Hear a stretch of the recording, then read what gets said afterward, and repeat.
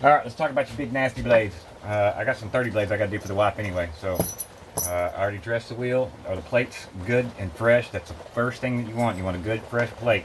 You want grit that's not been messed with before. And now I'm going to do a 30 blade before I do this blade because I think that first blade you're still kind of getting some of the rolling grit off.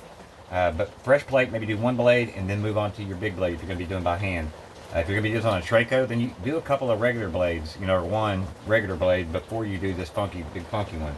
Second thing is good magnet. This side's the same thing as anything else, 30 blade, 7 blade, whatever. Cutter's the same. So all we're going to focus on is this big honking, this is a 5/8 blade. They don't get much bigger than that, I don't think, There's a 1-inch blade too that is even taller.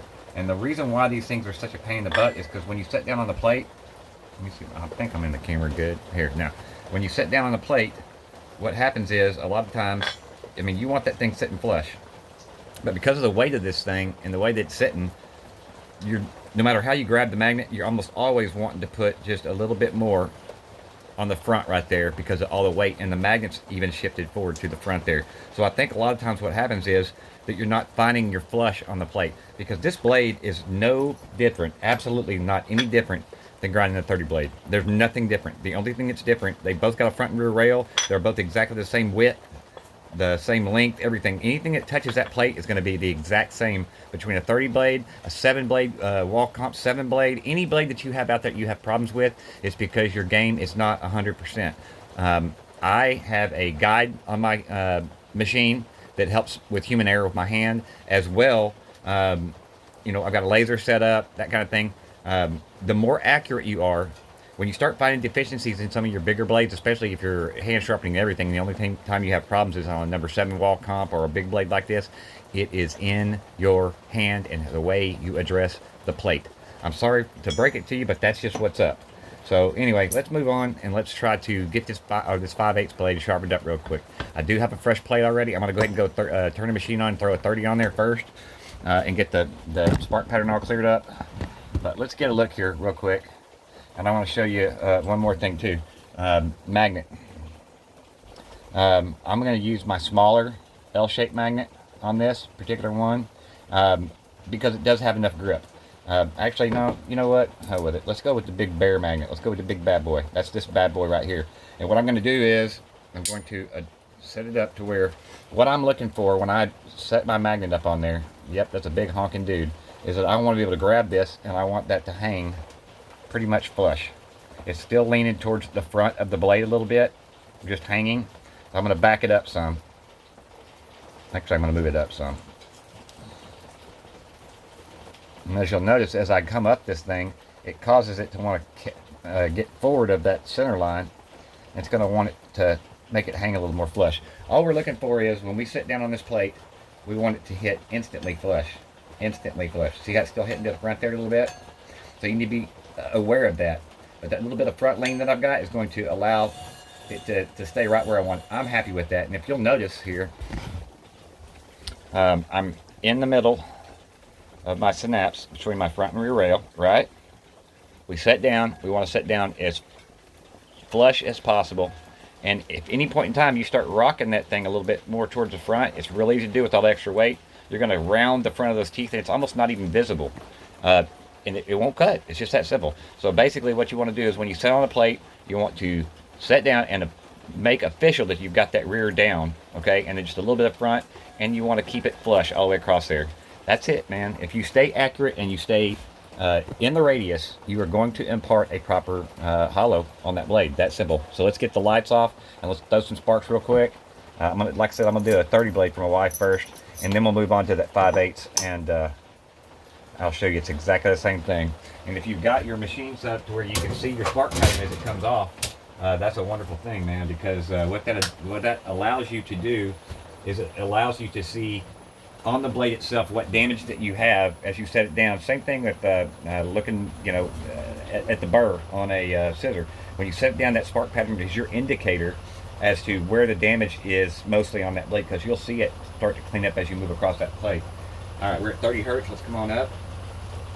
We're going to get this machine 100% at 60 hertz. It's a fight with this big wheel on here, man. This motor and controller really wasn't made to do this. but it will, stretching the limits of it. My new machine will have a 1-horse DC motor, and it'll roll this 40-pound plate around like it ain't nothing.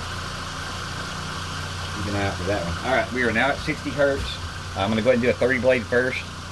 Same thing, we're going to set up our snaps in the middle of the front and rear rail, and I'm just going to set down. And you see how pretty that spark pattern is already. 3 passes and stop. Let me get it in the light where I can see it. Yeah, my 30 blade's good. Let's move on to that 5/8 blade.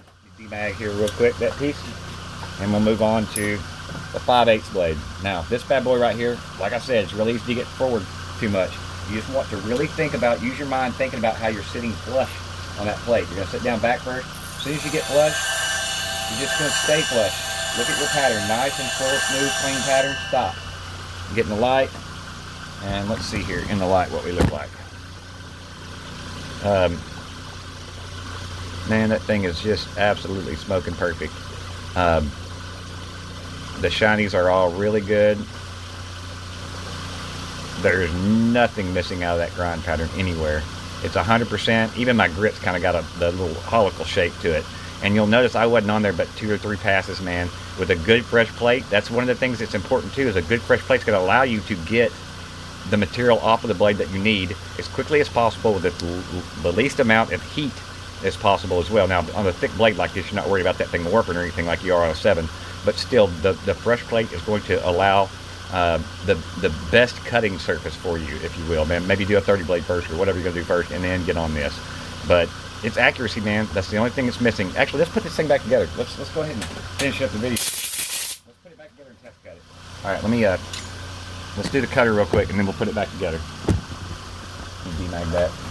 All right, demag. Let's get the cutter. I'm gonna go with the DB Dennis Brooks acorn on this one, just a regular old acorn. I like to set it up just a little bit to the back like that. It's actually in the middle of the snaps there pretty much. And we'll get that bad boy going real quick. Set down at the back. Nice, clean, full spark pattern. And stop. Let's see what she looks like in the light. Yeah, we cleaned up. Cutter was a great pretty much. Alright, we'll go to demag. Alright, let's back the camera up where we can put this blade together real quick. And we'll test cut it. We'll see if my mouth, or my test cut material tells us the same story that my mouth does, right? Little demag action. I'm just using a nylon brush. Back and forth, back and forth, back and forth, back and forth. Across there. Same here. I'm going to go across the front of the blade. Back and forth, back and forth, back and forth. Back of the blade, back and forth, back and forth. You get burrs back here too, by the way. I don't think they're going to affect the cut quality, but. And they're going to get that good to go. I got no material left in there. Actually, I still have one little shiny spot at the corner of that tooth. I want to go back to the plate real quick. All right, I got no burr left. Everybody looks good and light. All right, let's hit this cone or this cutter one more time because I see a little bit of a shiny. I don't know if it'll show it for you or not in the camera, but as I come through the light right here, look up in this top corner. Let me get it really close. All right, let's see if it'll focus. There's a shiny right out there. It's hard to see it focus, but right on the edge and the outside and the tip of that tooth, there's a little bit of a shiny still. I want to hit this thing one more time.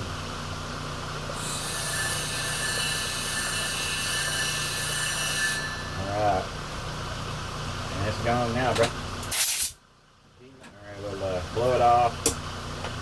Demag. I'll blow it off one more time. Make sure I got my shit on there. I'm going to through and back, through and back. Always want to leave your burr to the inside. If it's going to have one, you want it to get cut off when you actuate the cutter against the comb after you just reassemble. Alright, let's put this bad boy together here. A little bit of Earl. Swap across the front, dot, dot. A little bit there. Oh, that's wrong spring. That's what goes on. I think it had plenty of pressure. I usually check my spring tension when I'm pulling the blade apart. I want to handle all that stuff before I go back together. I want to clean everything properly. I got all the dander out from in between the comb with a big wire brush, and I did that. I cleaned all that stuff before. A lot of guys use an ultrasound or whatever. That's fine too. I just don't have time to deal with wet. I don't. You know what I mean? I'd rather do it manually squirt it with some WD if I, or WD, with some simple green if I need to, and manually get after it, and then blow it off, and I'm done with that cleaning process. Same with rust, man. I'm gonna get it off, go straight to the wire wheel on my grinder if I need to, whatever. I'm gonna get all that crap off of there. We're gonna call that done. I'm gonna get one of these bad boys started here. Not using my fancy rig today. Doing it by hand. My hand, actually, the damage that was there cleared all the way up, except for building machines. My goodness, I tore my hands up, dude. Building machines. I got my thumb real bad. Look at that bad boy. I got nicks and scratches and fingers. It's terrible, dude. Alright. Get this leg lined up here. But no, I'm not trying to be a speed demon right now, so if you look at the speed demon, you ain't going to get that. One thing that I do always is I want to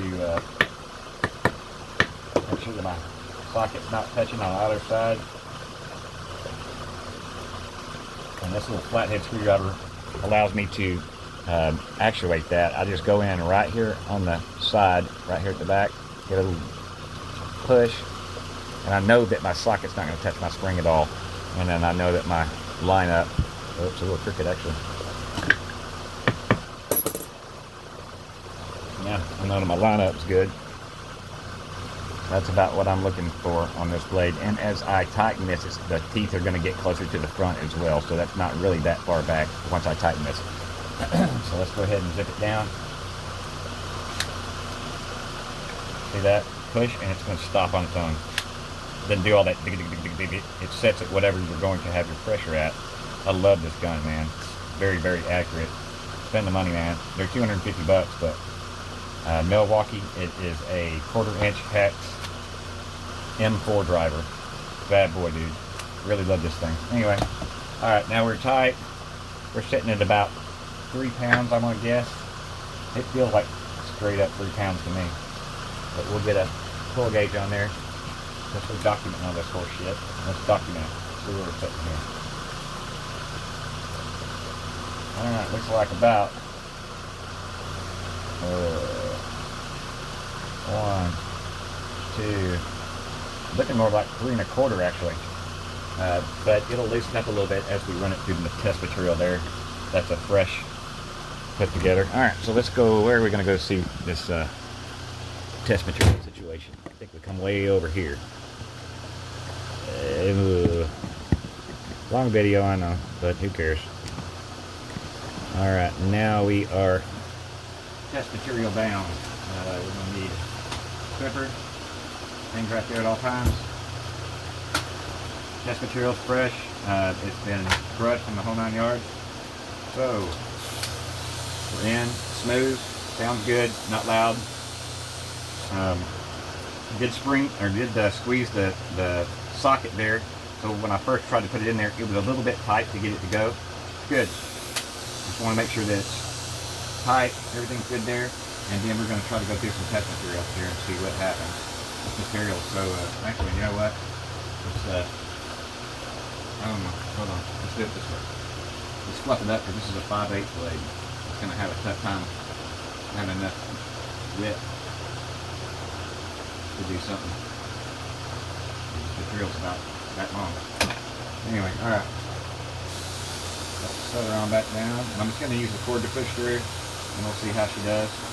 Just going to lay that hair off in there, and then we'll do it one more time over here. We'll just go through there and just lay that hair right off in there. We'll go right there and get that little streak there out of it.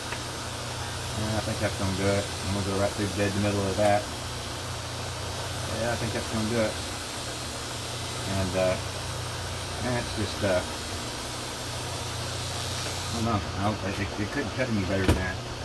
You can even see, if you look at your test material here, let me get you off the stand there.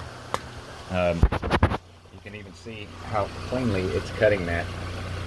Just blocking it right off, making streaks. Anywhere it touches, the blade's killing it. That's it, man. These bigger blades, they're the same as anything else, guys. Just make sure you've got all of the other ancillary items in place. You've got your spring tension and that's even. You've got your blade aligned properly. You know, enough spring tension, and other than that, man, it's just about how you address the plate, man. You got to get on the plate and back off the plate quickly with a fresh plate, especially if you're kind of dabbling with a blade that you normally have problems with. But that's about it, guys. And do anything else to help, shoot me a private message or something. Later.